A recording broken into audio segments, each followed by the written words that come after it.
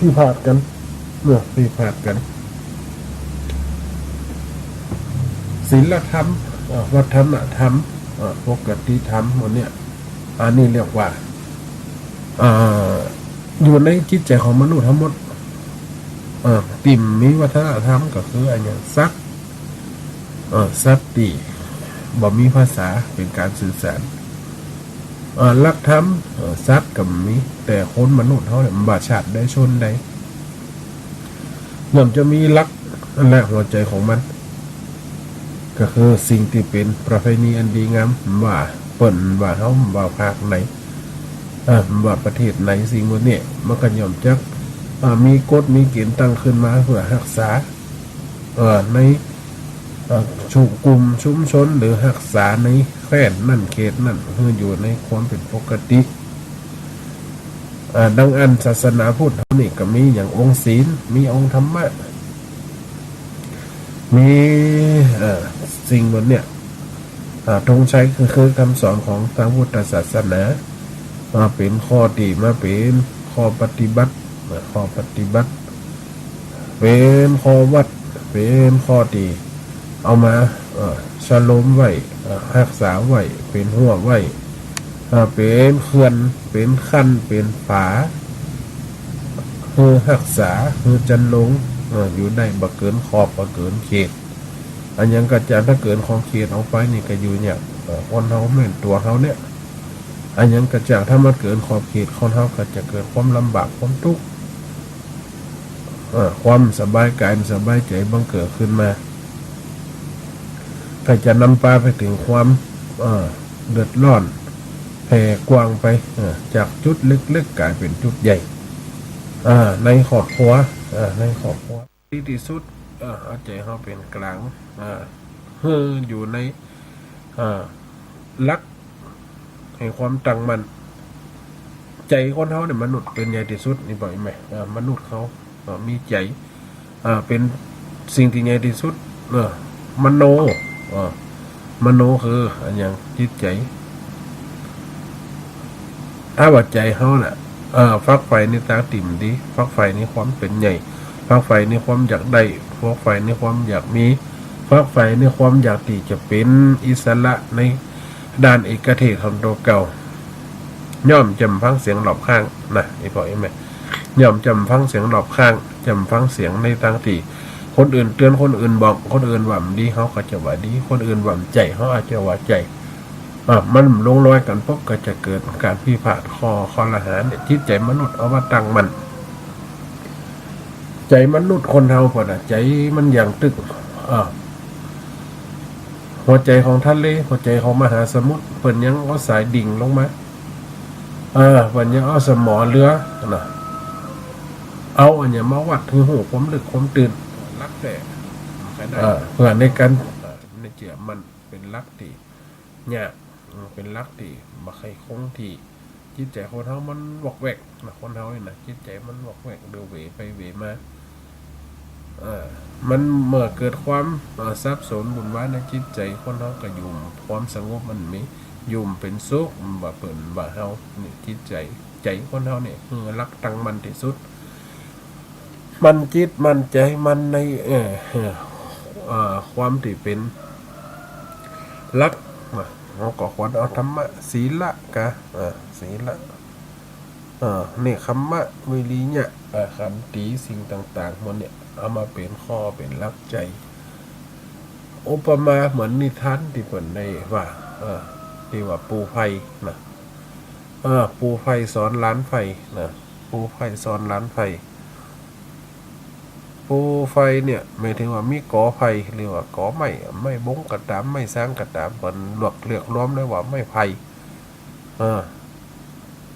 นอที่ออกมาใหม่ๆก็เหมือนกับละอ่อนตนเตียนเหมือนกับคนเฮาเนี่ยที่เกิดมาหลุนหลังๆกอไฟมันเป็นกอมันนอกจากข้างแหลกมันเป็นเล่มเดียวแล้วก็มีนอออกมารวมกันเป็นกอมีพลังล้มมาตีกับเบิ้งน้ำมาสัตว์กับกลนี่ถึงจะไฟไหม้ไตลามเกิดความหายวิญญาณชิบหายไหม้ไปแต่มันก็ย่อมมีหากมีอย่างนอไม้ก็จะเกิดขึ้นมา ปูไฟละปูไฟสอนหลานไฟยามติดเกยโอ้อีปออีแม่ฟังหลานไฟเนี่ยเกิดนอออกมาแตกตาออกมาหันใส่ปูไฟ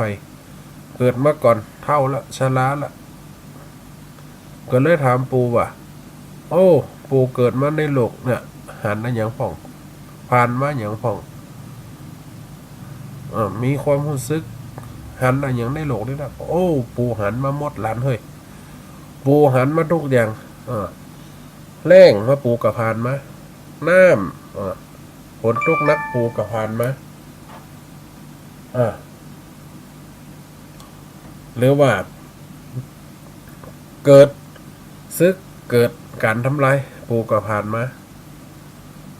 ผ่านมาทุกอย่างล้มถ้ามันหนักเขาก็รู้ไปเต็มมันเหี้ยเขาบะแข็งบะต้านไว้เขาก็จะมีก่อหรือว่ามีฐานติดตั้งมันบะล่มบะฮักบะโกนบะแตกบะงอถ้าน้ำมาเขาก็ดูดดื่มไว้พอที่หับได้เมื่อเต็มลำไผ่เขาก็ผ่านไปเพื่อไปตีก่ออื่นพ่องเนี่ยและถึงวันนี้ปูกลัวยังก็ต้นไผ่นอไผ่ถามปูไผ่พุ่มกวนเลยสิ่งต่างๆจะเป็นไผ่เป็นน้ำเป็นลมมากระทบกระทั่งว่าจะมาล่างโขดล่างกอจะมาเผามาผานปุ่มกวนเลยเจียดตั้งมันว่ะมันจะอยู่ได้ถ้าเขามีสติแล้วปูกลัวอันยังหลานไฟถามปูกลัวยังเลี้ยวหลานเฮ้ยกลัวอันยังปูกลัวนอไฟก็กลัวอย่างปูเกิดมาก่อนกับไฟเนี่ยเกิดมาก่อด้วยกันเกิดเริ่มจากเล่มเดียวมาเป็น2 เล่ม3 เล่มลำมาเป็นก่อเพิ่มขึ้นมาแต่ก่อไฟเนี่ยถ้าไปสนับสนุนคนอื่นเนี่ยไปเป็นพรรคพวกคนอื่นเนี่ยไปเป็นไส้ซึกกับคนอื่นสุดท้ายมาสิ่งนั่นน่ะจะมาล่างเผ่าพันธุ์จะมาล่างก่อเขามันเป็นจะได้ปู่ลองอธิบายให้ฟังนอไฟก็เลยถามว่าอธิบายให้ฟังปู่กันเลยว่ากันเนี่ยถึงวันนี้หันก็อาวุธต่างๆเครื่องมือต่างๆที่มนุษย์ทำขึ้นมาอันยังผมใจไม่ไฟเนี่ยเสียมใจไม่ไฟก็ขอบกใจไม่ไฟก็พลัวใจไม่ไฟก็เกี้ยวใจไม่ไฟก็สิ่งต่างๆสิ่งบนนี้ปูมกวนเลยอย่าเป็นคอเป็นเงาเป็นคอบกคอจกปูมกวนเลยแล้วปูกวนอันยังปูกวนว่ากิ่งไฟฆ่ากิ่งไฟนอไฟฆ่านอไฟคืออันยังไปเป็นดามคือเปิ่นเนี่ยไปเป็นดามคือเปิ่นไปเป็นดามคือขอบกไปเป็นดามคือเสียมไปเป็นดามคือกิ้วแล้วดามนั่นแหละก็จะมาฟันมาล่างมาทำลายเหล่าก่อของเขาก็จะตายไปในที่สุดบ่มีอย่างเหลือกันก่อนหลานเนี่ยคนเขาจะไปเข้าพักพวกหรือว่าเป็นคนที่หักหลังคนสุดท้ายมาความนั่นแหละจะมากระทบกระทั่งมันอยากให้เขาเกิดความเสียหายมันอยากให้เขาเกิดความวิบัติสิ่งบนนั้นเขาบอกควรทำพิจารณาดีๆไว้ปล่อยแม่ได้ฟังพิจารณาดีๆคนเขาเนี่ยเมื่ออยู่ด้วยกันในกลุ่มในชุมในชนในแคว้นในบ้านนั่นก็ตามถ้าว่ามีคนหนึ่งคิดพิษแผกออกอยากไปจากกลุ่มกลายเป็นไส้ซึกมาลุกลานในหมู่แผนงานพัฒนาสิ่งที่จะทำต่อไปมันก็ย่อมเกิดความเดือดร้อนละพอมีคนสามัคคีกันมีคนมาลงร้อยกันย่อมเป็นร้อยเล่าร้อยฉานยุเฮือนล้ำตำเฮือนหลัวอยู่เฮือนแตกแยกเป็นโกกนี่เนี่ยคือเกิดความหมุนไว้เนี่ยสังคมไทยปัจจุบันกับหันมานักอีบ่อยแม่เพราะอันอย่างเขาขาดธรรมะคิดว่าจะได้ฝ่ายเดียว มาเฮามาหอดศาสนาถึงวันนี้ออกข่าวอยู่เลยออกข่าวอยู่มคัดคนในศาสนานั่นแหละทำคนที่ศึกษานักๆนั่นแหละก็ทำมันใจศาสนาอื่นเหี่ยหมดไหนปล่อยไหมบางคนเป็นหน่อยเป็นนานซึกไปมันเขาวัดเขาว่าไปเข้ากับศาสนาอื่นก็มีแล้วเอาหลักคำสอนเนี่ยไปเผยแผ่เอาหลักคำสอนเนี่ยไปเอาไปประกอบกับศาสนาอื่นแล้วกับมาย่อนทำลายศาสนาเขามาทำลายกับชุมชนเขาแล้วเกิดความพิพาทกันขึ้นมาจากน้อยก็เป็นนักก็เป็นล้ามเป็นเริ่มก็เป็นวินาศเป็นความเดือดร้อนโกลาหลเกิดขึ้นนี่มันก็ย่อมจากคือหันมานักย่อมจากคือมีมานักอย่างอีปอยแม่ได้หันมาในเหตุการณ์ปัจจุบันเดียวน่ะแต่ก่อนมันมีการสื่อสารมีเทคโนโลยีมีเฟซมีไลน์มี TikTok มีช่องทางที่เขาจะเสพข่าวได้นอกจากฟังข่าวช่องหรือช่องต่ออันแต่ปัจจุบันเนี่ยคนเขาก็สามารถเป็นนักข่าวได้เกิดเหตุการณ์ยังขึ้นถ่ายลงเฟซละเกิดเหตุการณ์ยังขึ้นถ่ายลงไลน์ละเนี่ยคนอื่นประกอบไปเสพข่าวด้วยความมีสติตายละมันเดียวเกิดความเปลี่ยนว่าจะคนเขาก็ตีล้วนหมดว่าเพิ่นมีแล้วความจริงเห็นหมดบางคนก็ใส่สีตีไข่เติมลงไปเขาเจือกะชักจูงกันอย่างเขาเจือเขากับหุ่มพิจารณามีสติมีความคุ้นคิดมีสิ่งบนนี้จะมากำชับในจิตใจก็เกิดความเดือดร้อนเกิดความเดือดร้อนไปเป็นภาคเป็นพวกเป็นกุกเป็นเหล่าในทางที่เนี่ยคือเดือดร้อน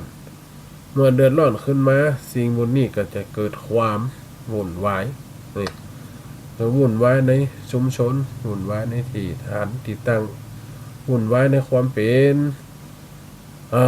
การที่เนี่ยคือเดือดร้อนเนี่ยคนเฮาอีกอีแม่ปัจจุบันอย่างที่หันมันมีนัก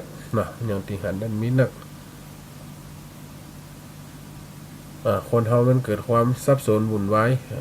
สับสนวุ่นวาย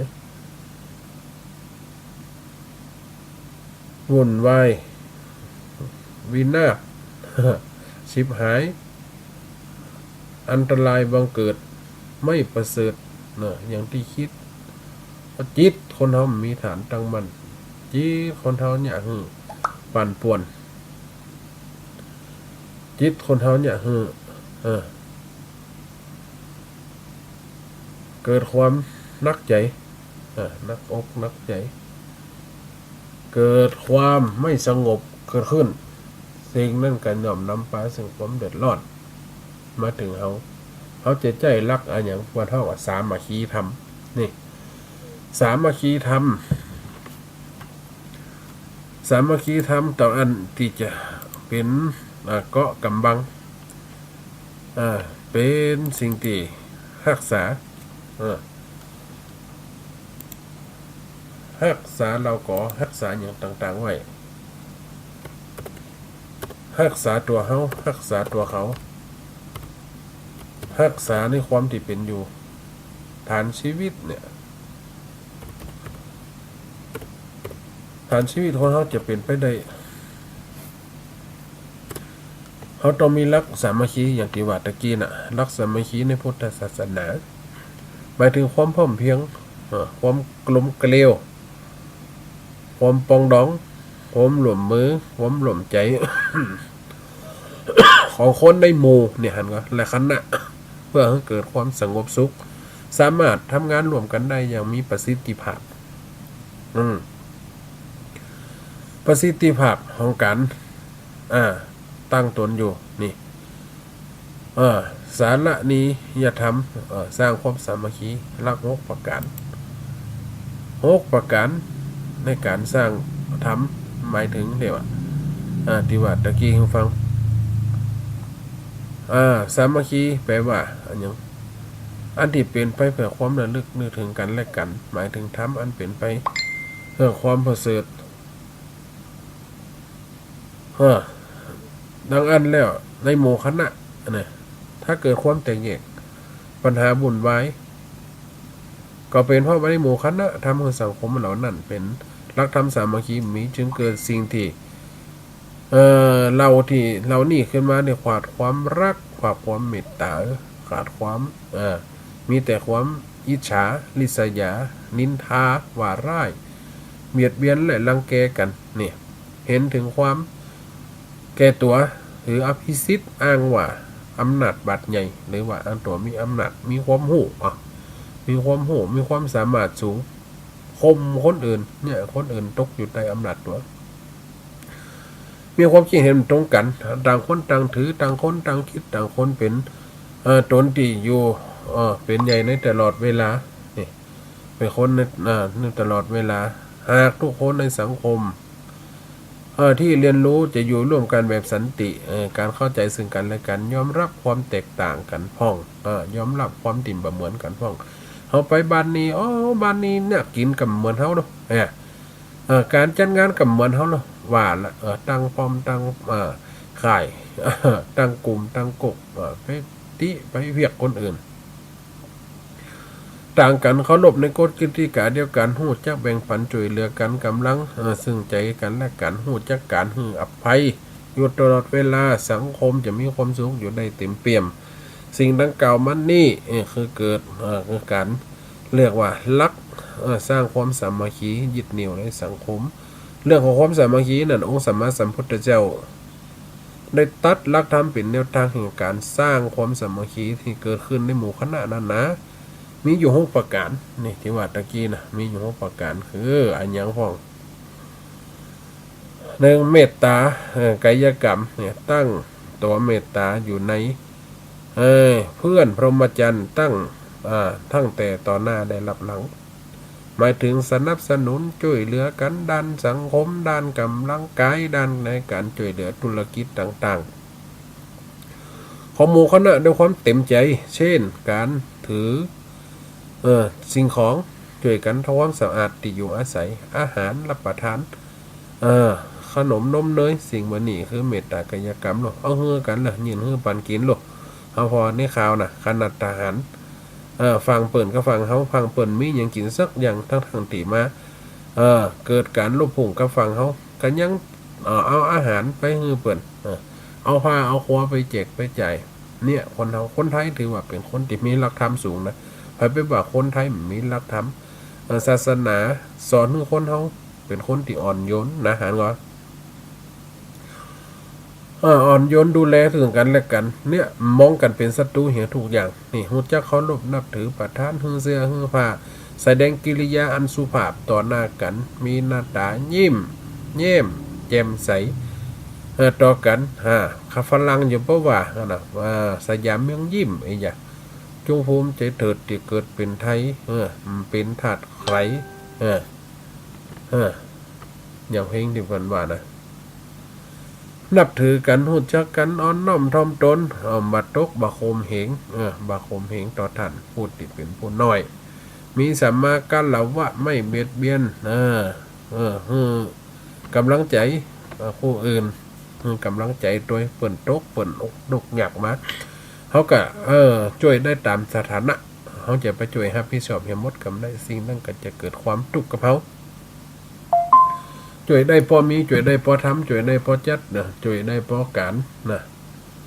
ช่วยแล้วเกิดความพอดีพองามมันเดือมล่ำไปนี่มีกำลังเพื่อการแก้ไขปัญหาช่วยกันอุปมาเหมือนหมด อุปมาก็เหมือนกับหมดชมแป่งแห้งนี่จักเอาใบตองมาห่มเขาหันหมดแดงแป่งแห้งอีกปล่อยแบบกำลังมันจะมีละเลือดมันก็มีใบไม้อยู่ปุ่นใบเฟใบเกาะกันเป็นเส้นตัวหนึ่งต่อตัวหนึ่ง ตัวหนึ่งเอาปากกลับไว้ตัวนั้นดึงมา10ตัว20ตัวช่วยกันดึงมาถอยออก7ตัวถอยหลังกันไปตัวนั้นก็ดึงหน้ามาปุ๊บเอาน้ำลายเขาแปด แปลงใหญ่ติดแปลงกาวติดไว้ นี่ดึงมาแหมแผ่นแหมใบลุ่มไปนี่หันตัวน้อยเดียวแปลงหางใหญ่เหลียตัวนี่ยังหางใหญ่เหลียหัวจะประมวลลุ่มเลยอย่างคำสอนเป็นว่าเมตตาวจีกรรมคือเมตตาแต่เพื่อนผมมาจันทั้งต่อหน้าและรับหลังหมายถึงการพูดในสิ่งที่ดีงามพูดกันด้วยความรักพูดกันด้วยความปรารถนาดีรู้จักคืออภัยต่อกันบ่ว่าบัดทักบัดทางมาคมเหงโดยกำอูกำจ่าคมอำนาจใส่คนอื่นรู้จักพูดคือกำลังใจซึ่งกันและกันย้ำตีเพื่อนร่วมสังคมร่วมทุกข์ร่วมสุขร่วมสิ่งต่างๆเขาเกิดความผิดหวังเกิดปัญหาขึ้นมาต่างๆเขาค้นค้นแนะค้นนำสิ่งที่ดีแจ้งถึงประโยชน์และสิ่งที่ภัยหรือว่าสิ่งที่จะเป็นความทุกข์ของมันที่จะมาเกิดขึ้นเขากันแนะนำไปในทางที่ดีเขาฟังก็ตามใจเด้เขาก็ช่วยไปแล้วเนี่ยบางคนก็ดื้อด้านนะบางคนก็ดื้อด้านเพิ่นว่าจะไปเนี่ยเพิ่นว่าจะไปทำเนี่ยพูดจะได้ก็ทำจะอันไม่โกหกมดเท็จกล่าววาจาสุภาพใช้วาจาที่แสดงถึงความเคารพนับถือต่อกันเจรจากันด้วยเหตุและผลด้วยสติปัญญามันใจโตซะเป็นตัวนำเอาไว้ตัวว่าคนปืนเกิดความหน่อยอกหมองใจเปิ่นมีจิตสำนึกเปิ่นมีความสุขเปิ่นมีความฮึกเหิมกำลังใจขึ้นมากำลังใจต่อกันเพราะจากมันเตอะนะร่างมันจะได้ก็ได้ร่างมันจะเสียก็เสียร่างมันจำดีก็นี่ไปเขาก็ทำใจทำใหม่ใหม่เฮี้ยนใหม่ลูกในหนังใหม่เนี่ยเจรจาสั่งสรรค์หากมีความสามารถถึงกันและกันละจะแนะนำไปในทางนี้บอกควรซ้ำเติมกันประตูสลายไฟแนะนำมาบานินท้าบาลายบากาวลายเศษสีผลประโยชน์อย่างชัดเจนเนี่ยทั้งต่อหน้าได้รับหลังสิ่งนั้นจะเป็นในสิ่งที่เป็นห้องว่าเมตตาวจีกรรมเมตตามโนกรรมคืออันยังคือตั้งอยู่ในมโนกรรมเพื่อนในเพื่อนพรหมจรรย์ทั้งต่อหน้าได้รับหลังหมายถึงการคิดการมองกันในแง่ดีมีความหวังที่ดีปรารถนาที่ดีความหักเมตตาต่อกันสิ่งที่ทำต่อกันเปิดประโยชน์แก่กันและกันมโนก็คือใจโลกคิดพิจารณาวินิจฉัยคิดต่างๆโดยหมู่คิดให้เกิดประโยชน์หน่อมกันจะเอามาฝ่ายเดียวจะเอามาไหวของตัวคนเดียวคิดไล่จะให้เปิดคนอื่นตกต่ำเลยตัวคิดไล่สร้างฐานะในทางติ่มนี้เพื่อจะเอามาข่มเหงคนอื่นนะมโนก็คือการสร้างภาพการสร้างภาพหรือสร้างนี้ความอิจฉานิสยามีอคติพยาบาทผูกจิตโกรธเกลียดแค้นกันไปให้โอกาสไปต่อกันเสมอสิ่งนั้นจะดีนี่อันที่สี่ก็คือสาธารณโภคีนี่ไม่หวงสิ่งของได้ของสิ่งได้มาโดยชอบธรรมก็แบ่งปันกันไปหมายถึงได้ในสิ่งมาหูจักแบ่งหูจักปันหูจักกินหูจักใจเขามาหันใจมันเดียวเนี่ยตีเปิ่นตานกับตานตีเปิ่นเนี่ยกันเนี่ยตีเปิ่นบัญญัติเห็นเลยกับมีเขามาหอเรื่องที่เปิ่นมีโครงการมีการจัดอันอย่างขึ้นมาจัดงานคนเขาเนี่ยสาธารณะโภคีเนี่ยบางใครมีนะบางคนเนี่ยเอาไปเพียลูกเพียหลานเพียลูกเพียผัวของญาติบ่อยแม่มันของกินของเน่ากินในงานแล้วในงานติ้วไปอัน2 อันติดมือไประหว่างทางเตียบบ้านไก่เอาไปกินนี่ครับว่าบางคนนี่โตนตัวเถอะนะเป็นซ่าเป็นกวยซองหูหิ้วติ้วป้อมแปะเอาไปกับเจ้าหากินเสี่ยงตันหน่อยปล่อยไม่ของนี่เป็นกันยากไว้พร้อมแรงพร้อมคืนบางคนไปกับไปบุญเอาไปขวางเงี้ยแล้วคนที่เปิดมาที่หลังเอาไม่พอแต่ละตีของตันคนที่นั่งทำพิธีอยู่ในวิหารก็ในศาลาสิ่งที่เปิ่นทำพิธีกำหนดการเนี่ยมันแล้วเสร็จคนอยู่ต้องหลุมมันไปกับวังกินแต่นะหอม10 บาท20 บาทก็หอมนะถ้ากองว่านี่ปุ๊บอันนี้โค้งนี่กูกะเอาอันนี้กูกะเอา ก๋วยเตี๋ยวมี4-5เจ้าก็เอาเหี่ยหมดถึง4-5เจ้าข้าวผัดมีเป็น5-6เจ้าก็เอาถึง5-6เจ้าก็ย่ำปันเปิ้นฟ้องแบ่งคนอื่นให้เปิ้นจะมาตั้งหลังคิดนี่คิดกะมาเปิ้นมาแต่งานเปิ้นก็หวังเปิ้นจังเฮาเปิ้นบางคนได้หอเข้ามาหรอกคนจะแบ่งจะปันจะยินฮื้อมีสาธารณโภคีมฮู้จักแบ่งฮู้จักแต่แม่เป็นของเล็กของน้อยที่แจกใจกับทุกคนได้มีความร่วมใจอารยะบริโภคตัวกันฮู้จักแบ่งปันประโยชน์ต่อกันได้ชอบธรรมช่วยเหลือเกื้อกูลตามอัตภาพเอื้อเฟื้อเผื่อแผ่ต่อกันอยู่เสมอตามโอกาสอันควรฮู้จักเฉลี่ยแจกจ่ายสงเคราะห์เช่นบริจาคอาหารเครื่องอุปโภคบริโภคเครื่องไม้เครื่องมือตลอดจนวิทยาการต่างๆได้แก่มนุษย์เนี่ยเปิ่นมีทั้ง6บ้านเปิ่นมีกองทุนนั่นบริจาคนั่นคนตาบอดคนพิการเฮาก็แจกจ่ายเปิ่นไปหอมเปิ่นไปทั้งวัดทั้งวาทำการทำบุญเฮาก็แจกจ่ายเปิ่นไปสาธารณประโยชน์ต่างๆขอความอนุเคราะห์อันหยังเฮาก็แจกจ่ายเปิ่นไปช่วยเปิ่นไปด้วยพอประมาณที่เฮาได้สร้างได้ช่วยได้บรรนักนาจารีที่เปิ้นมีนักก็สร้างนักเปิ้นมีนักก็ฮือนักไปบริจาคฮู้จักเฉลี่ยสงเคราะห์เช่นบริจาคอาหารเครื่องอุปโภคบริโภคไม้เครื่องมือตลอดจนวิทยาการความรู้ต่างๆได้แก่เพื่อนมนุษย์ฮู้จักใช้ทรัพยากรร่วมกันด้วยไม่ทำลายบางคนเนี่ยแก่ลำไปแต่น่ะเปิ้นไปซ่อเฮ็ดตัวไปซ่อเฮ็ดเปิ้นไปเอาหนอตัวไปเอาหนอในคนบ้านเฮาได้มาพอกินพอขายเปิ้นก็ไว้นี่ได้พอกินพอขายเปิ้นก็เอามาเหี้ยไปต่ออันบางคนไปปุ๊บคนอื่นเพิ่นจะมาได้ทั้งหลังกลัวเปิ้นได้ดีบางคนน่ะเฮ็ดยังแหมเน้นนะอย่างเฮ็ดทอเป็นกันลังเป็นเต่าแกนไฟอีเนาะคุไปมาตึ้มถมละคุขวางเขินซ้ายตายแห้งไปเหี้ยเฮ็ดลมเฮ็ดดันเฮ็ดใครออกมาตัวเก็บเสียงเอามาแปะไล่ติ้นยำกว่าคนอื่นเปิ่นมาเก็บกว่าคนอื่นเอาไปกินมันอย่างมันจะอ่านคนเฮานี่แต่น่ะหันใส่หน่อไม้ตัวเอามาแปะไล่ฮักขวางดวงกับฮือกินอีโลมิดซับวะเหี่ยเพิ่นคนหลอกทั้งหลังไปหมอนี่ขังแกไปแตะเอากินป้อนเนี่ยขางคนอื่นเรียกว่าเป็นของตัวขนาดของออกในแพะในป่าน่ะคนเฮาเนี่ยสาธารณโภคีมันเนี่ยไล่ซับขวางเนี่ยฮักขวางเนี่ยคนอื่นหวังจะได้กินละนี่กะกูคนกูคนห้อมเพียเหลียงคนอื่นนี่จิตใจเหมือนกันบริโภคมันแบบนี้นี่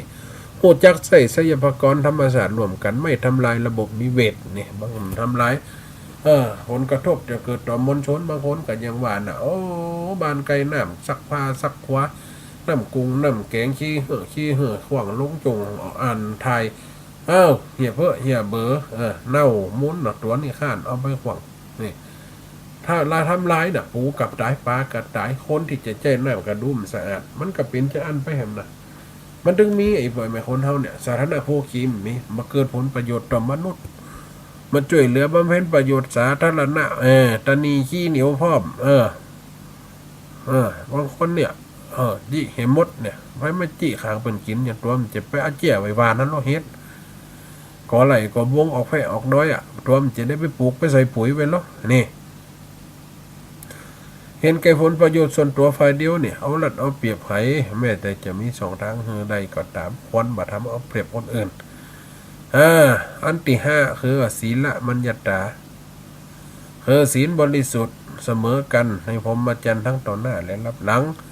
มาถึงความประพฤติสุจริตดีงามรักษาระเบียบวินัย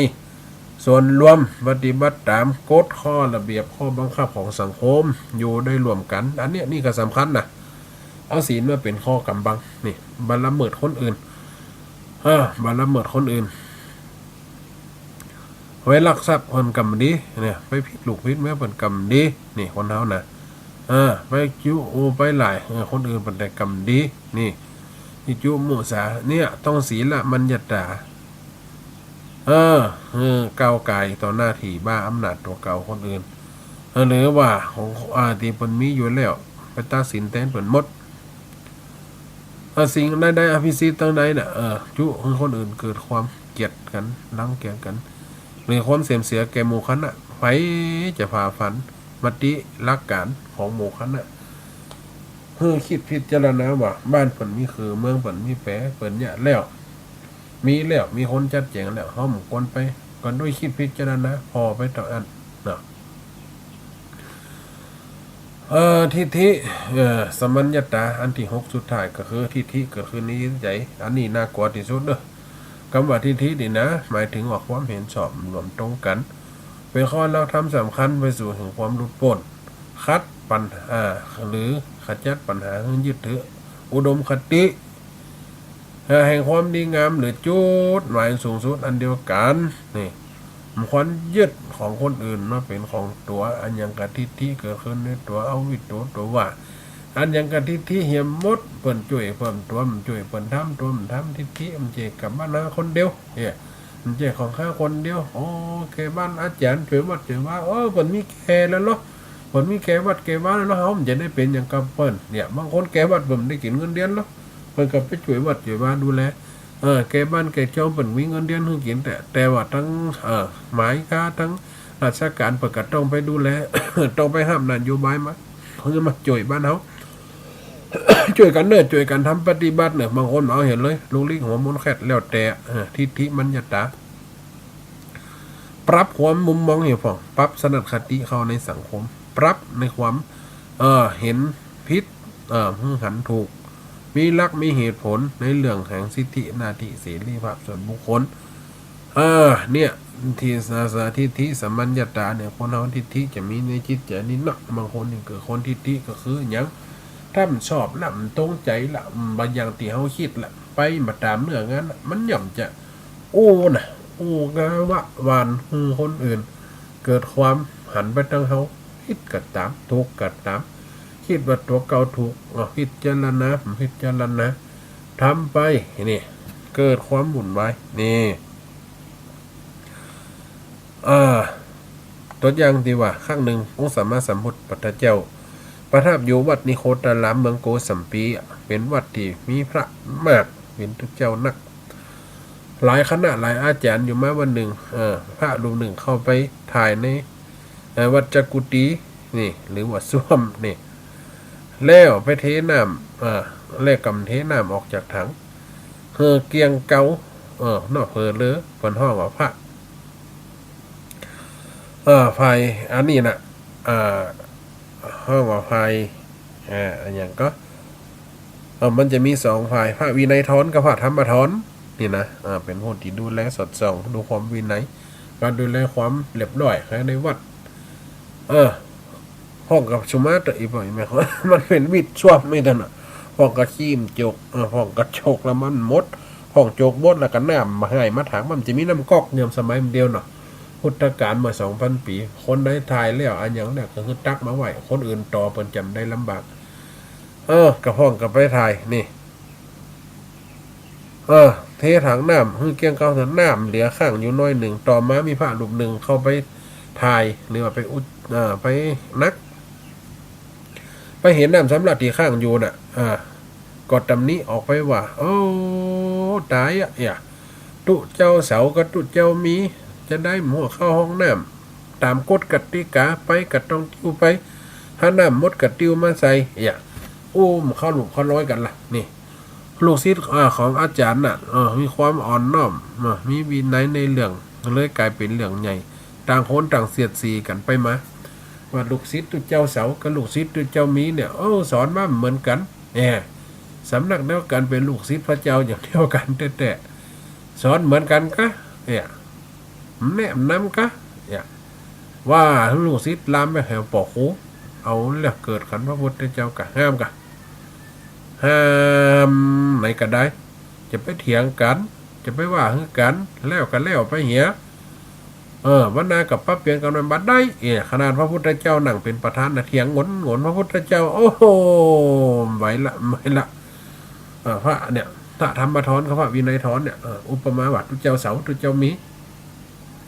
สั่งหลังงับตึ้มหลังงับสั่งยุดตึ้มยุดพระพุทธเจ้าก็เลยหนีนะนี่พ่อเอ็มเสด็จไปปุ้นป่าเลไล เออในป่าลักขีตะวันหรือตำบลเขตตำบลบ้านป่าลีไลป่าลีไลยักกะไหนลำพังคนเดียวก็เนี่ยที่เขาหันพระพุทธเจ้าจะมีปางหันปางหนึ่งปางติดนั่งบนก้อนหินเนาะแล้วจะมีจ้างเอามากรมถวายแล้วก็มีลิงเอาเพิงมาฮือหันก็ไปจังเคยหันก็บางทีประกับปั้นไว้นะที่มีจ้างครับบอกนะมานั่งพระโหนะพระพุทธเจ้าหนีไปอยู่ในป่ากันยอดเนี่ยกับทุกเจ้าเถียงกันเนี่ยก็เสด็จไปอยู่ในเมืองปนป่าเลไล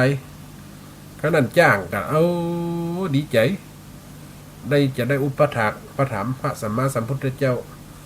สุมาเตเอาตีนเขาโคตรมงน้ำสูบน้ำมาใส่โอ้จะถวายน้ำอุ่นพระพุทธเจ้าพระพุทธเจ้าได้ส่งน้ำอุ่นเอาตีนกันลิกมาหินเอาแผ่นศิลาอีกน่ะกันลิกเตะลงไปชั่วหินมันห่อนอย่าน้ำแล้วก็อุ่นขึ้นมากับพระถวายพระพุทธเจ้าก็ทรงอาบก็ทรงชำระร่างกายโอ้ดีใจขนาดอีวอกอีลิงมีหันตัวหนึ่งอยู่พ้นงามใหม่หันสัมมาสัมพุทธเจ้ามาอยู่ในป่าจะสันยังจะไปเก็บผักเก็บไม้คนเดียวมันจะได้รู้ผลละหมากหลังใหม่ก็เลยหามาเอาน้ำเพิงมาถวายไอ้ปอยแม่จะหันนะมีน้ำเพิง เอาหางเพิงไปให้พระพุทธเจ้าห้าบกะว่าโอ้ดูไอ้สัตว์ไอ้ลิงจ๋อห้าบนี่ข้าเนี่ยใครห้าบอยู่แต่ว่าในล้วงเพิงของท่านในหางเพิงของท่านมีลูกอ่อนอยู่มีมันห้องว่ามันห้องว่ามีอันเต็งเพิงอีตันอยู่หันดินยุงยิงบาฮาบเตียนเนอร์นี่โอ้ลิงตัวนี้ก็เลยเป็นหนังไส้ออกเรียกกะอันหัวหลงน้ำเอากะหัวหลงน้ำไปถวายพระพุทธเจ้าก็เลยสั่นกะแฮบเอากะปั่นป้อนอย่างดีถวายว่าฉันถึงจะมีใช้มีจกมีขอนอันนี้นับในหัวตถาคตลิงกะไตก็ไม่ก็วิดฟ้อนเต้นปะวิดตกลงมาตายจิตก็เลยไปเกิดเป็นเทพบุตรนี่บุญได้ถวายน้ำเพิงนั่นห้องกับปางปาเลไลเพราะว่าอย่างขาดความสามัคคีกันในตอนนั้นพระวินัยทอนกับพระธรรมทอนฟางฝ่ายต่างดูแลกันมันเดือดร้อนกันเรื่องบตักน้ำใส่ส้วมต่ออันคนที่จะเข้ามาของน้ำต่อกับมีน้ำหลับกับตักเข้ามาเหียยุติกันเหียมันก็เป็นจะอันมีความเข้าใจต่ออันเนี่ยก็เลยเกิดความขัดสามัคคีเอามามาจ๋าในบรรดาคืออีปอยอีเมลได้ฟังนะช่วงเวลานี่1 ชั่วโมงต้นนะเดี๋ยวเอาชั่วโมงปลายกับมาต่อกันแฮมอันนั้นก็จะเอาทำอันอื่นมาว่าเนาะเอาทำอันหมื่นทำติดมาว่าอีปอยอีเมลได้ฟังมันผูกกับวันพระเนอะผ่องกับฮอแนบข้าวหนมข้าวต้มผ่องกับกีบดอกไม้ไหว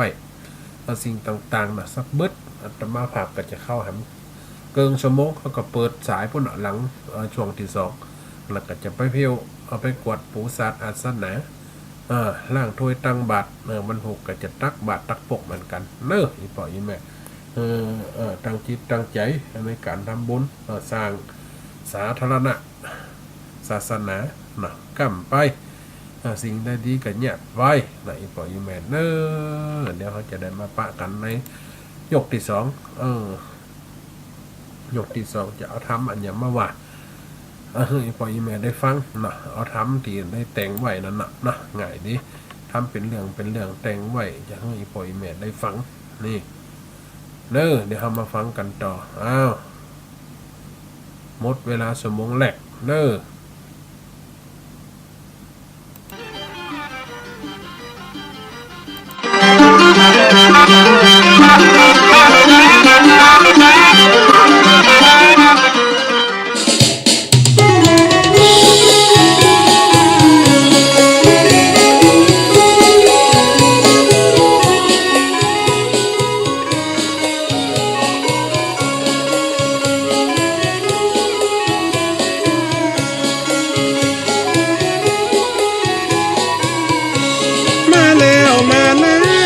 คน ฟังรายการเปิดรอสัญญาณทำมาข่าวเจอเสน่ห์กาลงได้มาป้าแหมเตือให้อย่าฟังเบื่อ8 โมงวันการกินข้าวง่ายแล้วว่างงานว่างการเข้ามาปะกันเปิดฟังใจทำมาออนไลน์ม่วนใจพี่น้อง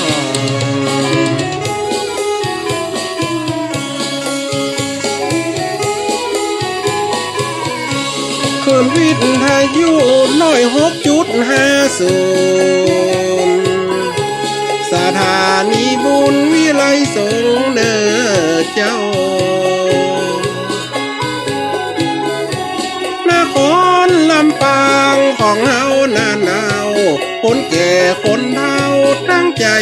รอคอยเสน่ห์กาลงตู้เจ้ามาคอยทำมาลองลอยกำข้าวปืนบานโทรมาอุกันสถาพี่น้อง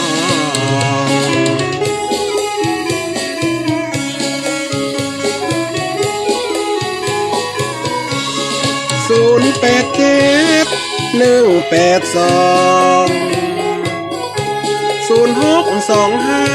โทรมาว่า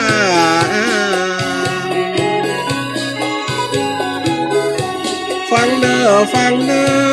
คนฟังทางบ้านอู้จ๋าบอกผ่านธรรมะได้เลย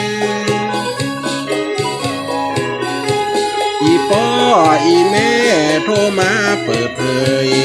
ต่างมาเกยกับตัวท่านเจ้าภาษาเมืองบ้านเฮาม่วนใจแต่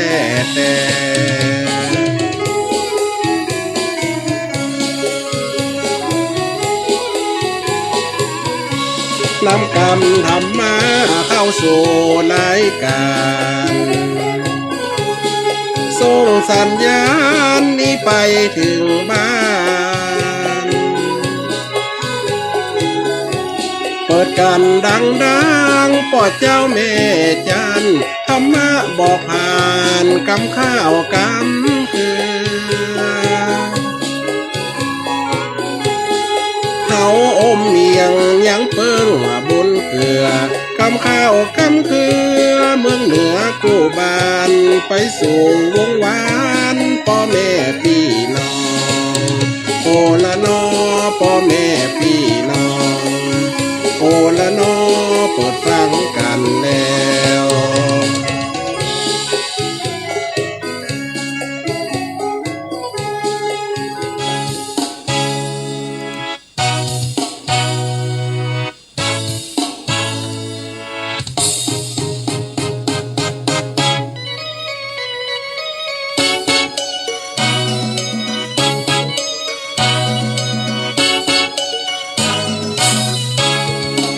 การข้าวทำมาแล้วเจ้าค่ะพอถึงเวลาเปิดรับสัญญาณพี่น้องวงวานคนแก่คนเฒ่าทำมากำข้าวยามค่ำทุ่มตรง